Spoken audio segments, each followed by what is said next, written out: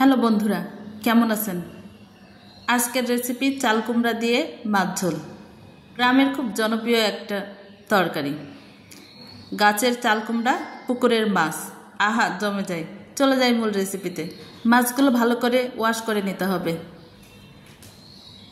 তারপর আমি কিছুটা লবণ দিয়ে দিচ্ছি, হলুদের গুঁড়ো, মরিচের গুঁড়ো, ধনিয়ার গুঁড়ো, জিরার গুঁড়ো, সব রকম গুঁড়ো মশলা অ্যাড করে দিয়ে মাছগুলো ভালো করে মেখে নিতে হবে।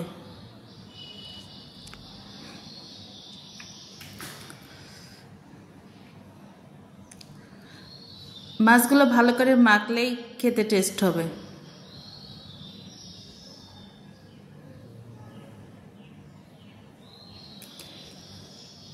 মাছগুলো মশলার সঙ্গে এপাশ ওপাশ করে ভালো করে মাখিয়ে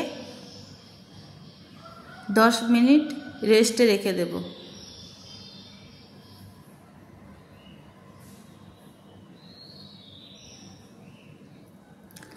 তবে মাছগুলো আপনি অন্যভাবেও রেডি করতে পারেন। মাছগুলো কষিয়ে দিলেও হয়। এই রেসিপিতে মাছ ভাজা দিয়ে রান্না করলে বেশি মজা হবে।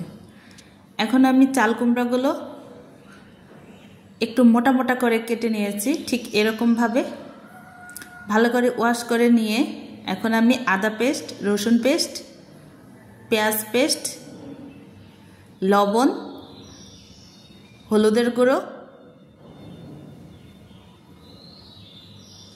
মরিচের গুঁড়ো, ধনিয়ার গুঁড়ো,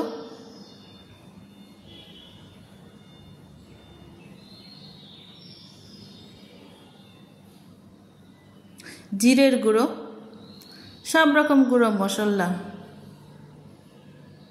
হালকা একটু গোলমরিচের গুঁড়ো অ্যাড করতে পারেন। এখন কুমড়াগুলো ভালো করে মাখতে হবে, খুব ভালো করে মেখে নিতে হবে। মাখানোতেই যেন অর্ধেক রান্না হয়ে যায়, ঠিক এরকমভাবে। এখন 10 মিনিট রেস্টে রেখে দিই। মাছগুলো আমি ভেজে নিচ্ছি।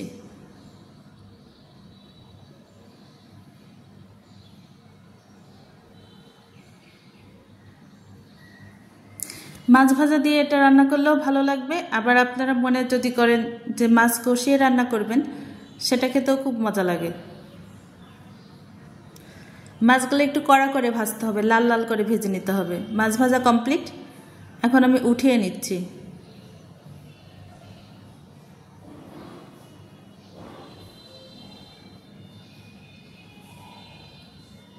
এটা আমি মৃগেল মাছ ইউজ করেছি, তবে এটা রুই মাছ, কালবাউস, বড় যে কোনো মাছ দিয়ে রান্না করতে পারেন।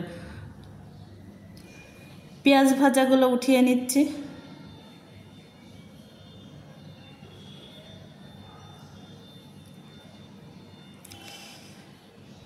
আমি সবজিগুলো দিয়ে দিলাম। এগুলো এখন ভালো করে কষিয়ে নিতে হবে। ঢাকনা দিয়ে দিলাম 15 মিনিটের জন্য। দেখুন বন্ধুরা, আমার এই অবস্থা।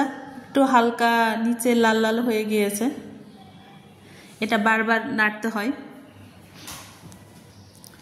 পানি দিয়ে দিলাম, গরম পানি অ্যাড করবেন অবশ্যই।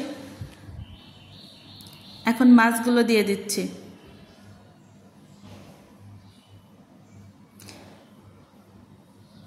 ভালো করে মাছগুলো ঝোলের মধ্যে ডুবিয়ে দিচ্ছি। রান্না প্রায় কমপ্লিট। এখন আমি পেঁয়াজ ভাজা দিয়ে দিই। এখন জিরা ভাজার গুঁড়া অ্যাড করছি। এই রেসিপিটা খুবই মজা লাগে, খুবই অসাধারণ, বিশেষ করে গরম ভাতের সঙ্গে খেতে। আপনারা বাসায় ট্রাই করবেন। ওকে, ভালো থাকবেন সবাই।